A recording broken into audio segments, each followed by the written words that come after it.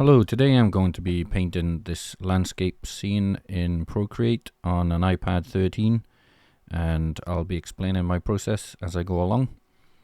As you can see, I've already started. I've put in a simple sky in the background layer and started the mountain in the background. I'm using the color fill tool in Procreate. If you don't know what that is, check out my tips video that I posted the other day. I'll stick a link down. And I'll show you how to use that tool. What's nice is I can get these big shapes in, and it'll kind of define how the painting's going to look for all the details that's to come. But I need a good base to put things on. So on each layer, so the background mountain, semi-background, land, and then the front. So I've only got about 6 main layers, but I'll build up a few more as they go. It's important they're on separate layers, so because I'm not too careful with the colors, you'll see that I change them quite often. Again, I'm using a different tool in the adjustments, hue, saturation, brightness. Again, that's explained in my tips videos, but it's fairly easy to use. You just got 3 sliders, so just mess around with them if you get the colors wrong. Now the colors are not that important anyway, it's more about what is light and dark. So as we come forward, the colors have to get darker, and as we go back they need to get a little bit more desaturated too, which means they get more gray. You'll notice when I use the color wheel, I don't actually use the wheel, I use the square version in Procreate. The reason for that is it's easier to choose desaturated colors, meaning like I said, they're gray. So if you pull your colors to the left, it will desaturate them or saturate them. And what you want to do is make saturated colors come forward and the desaturated ones come back. Now, it might sound complicated, but it's really just about how gray or colorful your colors are. So I'm still putting in mainly the basic shapes still, and over the blocking at the beginning I have another layer, and that's where I put the highlights. And I use another thing called clipping mask. So if you create a new layer, click on the layer and then choose clipping mask, it'll mean that the paint stays within it. So you'll notice I make these big shapes with that color fill tool, but I don't actually stay within the lines. That's because clipping mask is doing that for me. So I'm still doing highlights basically everywhere, and so I'm adding some snow. So when snow goes into the shadow area, it tends to go blue. Again, fairly desaturated blue because we're in the background. So remember, you pick the blue that you want and then desaturate it, which means with the square color wheel, just push it to the left.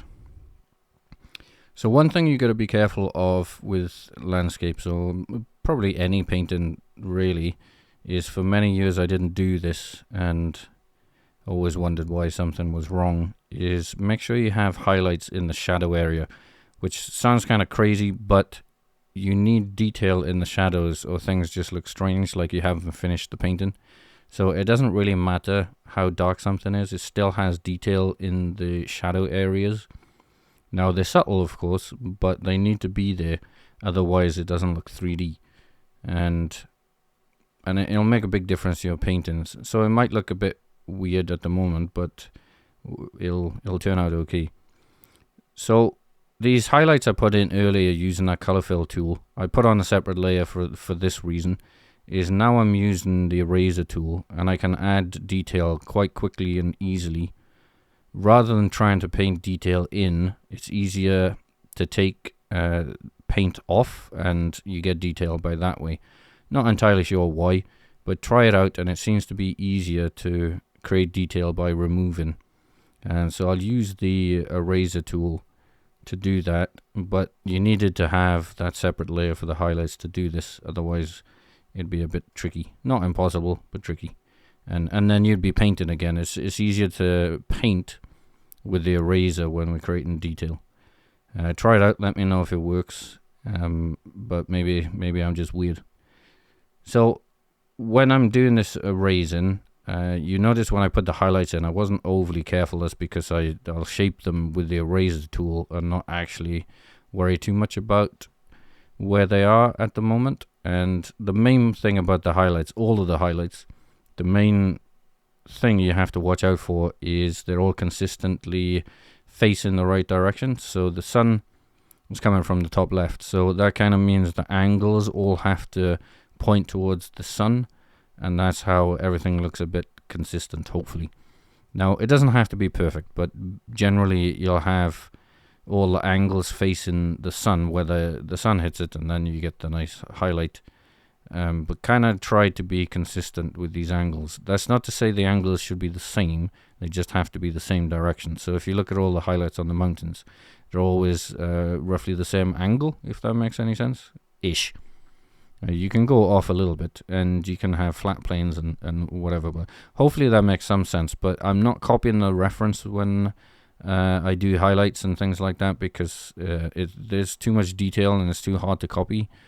So what I'm trying to copy is what's happening, and what's happening is all the highlights are facing the sun, basically. So watch out for that, and then it can make you a lot quicker. So this painting took me about 30 minutes, and that's kind of because I don't really stare at the reference, and I really just make up a lot. So even though I'm looking at a reference, I don't really look at it that much. I just see, okay, we got flowers there. Okay, let's do the flowers. I'm not really looking at the flowers to copy them, and just seeing what's going on. And the thing about these flowers is the close-up ones you can see like individual ones, but that quickly goes into like bunches, like really quickly, only a few feet into the painting, because of the perspective.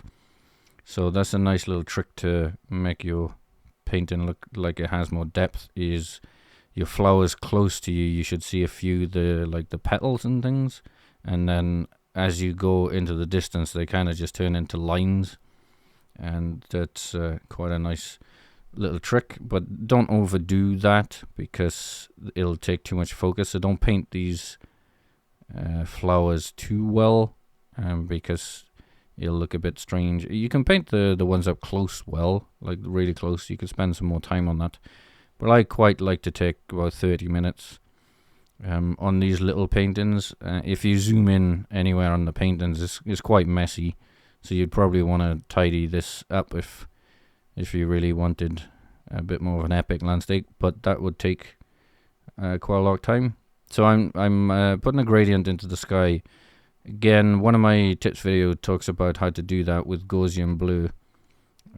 So check that out. It's fairly straightforward though, so it's not that complicated. If you just put some colors next to each other and use Gaussian blue and do it about 50%, it'll just merge all the colors together, which is quite nice. And I'm using the smudge tool here to push out some of the clouds. We don't want... So I generally try to avoid making things soft in my paintings, because the style is kind of, hard edges most of the time. And if I start putting soft edges, it can be quite difficult because it doesn't kind of look right anymore. So you kind of you got to be careful with your style. Now, it depends. I mean, if you're not doing this kind of style, then you can have soft edges everywhere. But once you do that, then you have to be a little bit consistent, so you have to have soft edges somewhere else, if that makes sense. So every decision kind of has a knock-on effect, and that's one thing that I struggled with for quite a long time was, sometimes I could have an area that looked good and then something looked weird. Now it looked weird because of the lack of consistency of sticking to the same style. So this style is hard edges generally. So if you start to make something soft, you need to, make other areas soft, or it doesn't make sense. So I'll soften some of the bits down the bottom in a little bit to kind of balance it out. But you probably don't need to go soft in this style at all. You can just leave it harsh, bit like a comic-y type look. Anyway, so you don't need to do the smudge tool, but I thought the clouds were looking a bit harsh. Looking back now, I painted this earlier and I'm just replaying it and talking over it, is I probably could have left the clouds sharp actually, but so you can't really overdo the sharpness in this style because it's all sharp. I use a little brush sometimes. It doesn't really matter which one. It's in the painting section and it's called flat brush, but because I only use the brush when things are really small, it doesn't really matter which brush it is, and most of the time I can't even remember which brush it was. I just use whichever one selected at the time, really. So it doesn't matter a great deal. So there we go. Hopefully that was useful. If it was, give me a thumbs up, leave a comment if you have anything to say about it, and subscribe if you haven't already. That's really helpful for me. So thanks for watching.